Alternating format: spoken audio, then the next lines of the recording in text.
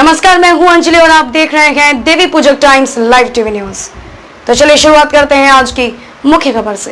गोरखपुर में बोले केरल के राज्यपाल आरिफ मोहम्मद खान, ज्ञान और परंपरा हमारी संस्कृति की विरासत है। केरल के राज्यपाल मंगलवार को गोरखपुर में थे। वे स्वतंत्र संग्राम सेनानी स्वर्गीय नागेंद्र नाथ सिंह की पुण्यतिथि के अवसर पर गोरखपुर क्लब में आयोजित विचार गोष्ठी व सम्मान समारोह को संबोधित कर रहे थे। उन्होंने कहा कि भारत में विविधता में एकता को स्वीकार ही नहीं किया गया है, बल्कि सम्मान भी दिया गया है। केरल के राज्यपाल आरिफ मोहम्मद खान ने कहा कि भारत की संस्कृति ऐसी है जिसमें अपने बुनियादों से रिश्ता खत्म नहीं किया। ज्ञान और परंपरा हमारी संस्कृति की विरासत है।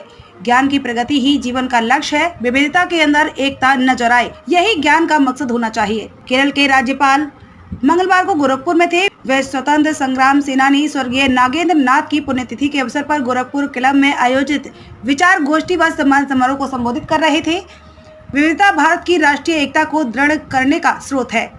विषयक संगोष्ठी में उन्होंने कहा कि भारत में विविधता में एकता को स्वीकार ही नहीं किया गया, बल्कि सम्मान भी किया गया है। यह हमारी परंपरा है। इसकी शुरुआत वेदों से हुई है। राज्यपाल ने कहा कि दुनिया में 5 बड़ी संस्कृतियों को मान्यता दी गई है, बाकी सभी देश उन्हीं से जुड़े हुए हैं। उदाहरण देते हुए उन्होंने बताया कि ईरान वैभव और शानो शौकत, रोम की सुंदरता, चीन की कौशल, तुर्की की बहादुरी और भारत ज्ञान व प्रजा के संवर्धन के लिए जानी जाती है।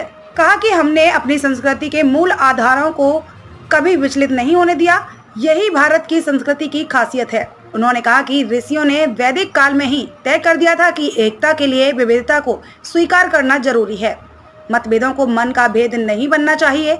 विविधता एकता को मजबूर करने का जरिया हो सकता है। पूर्व वित्त राज्य मंत्री शिव प्रताप शुक्ल ने कहा कि स्वतंत्रता आंदोलन राष्ट्रीय एकता का सबसे बड़ा स्रोत रहा है। जातीयता की विकृत राजनीति ने दिया।